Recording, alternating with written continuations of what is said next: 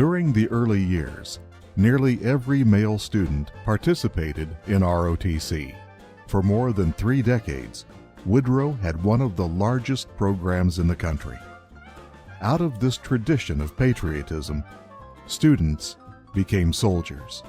Woodrow Wilson prepared me for that because I was able to understand what people meant, and I understood how the athletic part of it melded into the Marine Corps training, and it helped me get over the hump.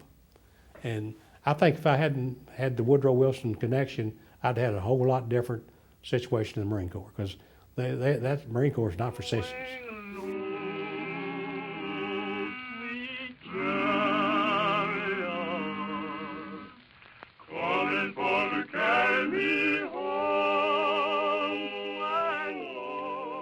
I joined the Marine Corps for 3 years, and it was the best 1,095 days of my life.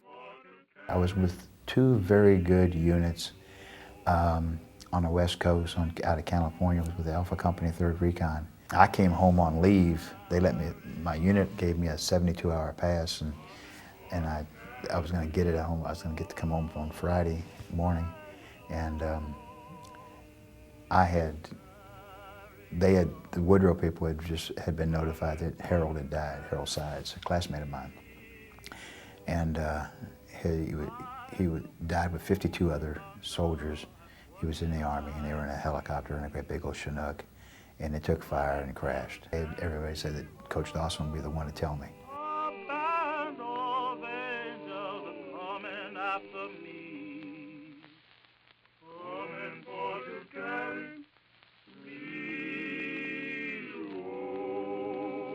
My eyes glazed over, and I grabbed the counter and just to stabilize myself, and just looked and turned around and walked right past Dawson again, who was ready to talk to me now, but I just went right back out, got in my car and drove home, told my parents, and we started making phone calls. And I drove around town for a little while, and I headed back towards school, and Coach Dawson was sitting there at 5:45, and on the stairs waiting for me.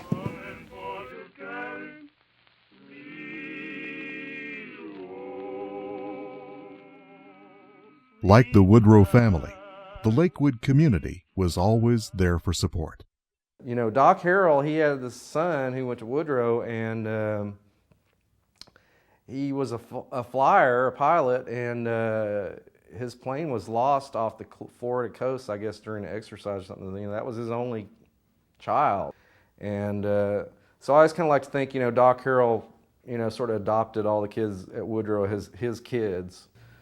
You know, he had a book he printed in World War II, and it said, always remember that you are from the best neighborhood, in the best city, in the best state, in the best country on earth.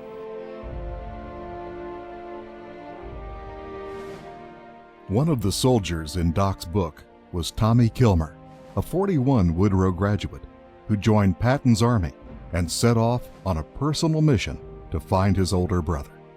He did just that. Bruce, a B-17 pilot, was shot down over France, ultimately was captured by the Germans, and became a prisoner of war. Miraculously, on May 3, 1945, Tommy found his brother in the POW camp. He would later write home to his parents, "You know how I've always wanted to be in the bunch that liberated Bruce. I consider this the miracle of World War II." Sam Johnson, class of 1947, is a decorated combat veteran, war hero, and the current congressman representing the 3rd District of Texas. In a letter to the Alumni Association recognizing Woodrow's 80th anniversary, he wrote, "As a 29-year Air Force veteran and a former prisoner of war for nearly 7 years in Vietnam, more than half of that time in solitary confinement, I always will treasure the thoughts and prayers from fellow Wildcats. I am positive that they helped me return home. Please extend my congratulations to the alumni, educators, and leaders of Woodrow Wilson on this milestone anniversary. Go Wildcats!" Today, the patriotic tradition continues at Woodrow ROTC remains active, and scores of former students now serve in Iraq and Afghanistan, such as 1983 graduate Colonel Inez Sukma.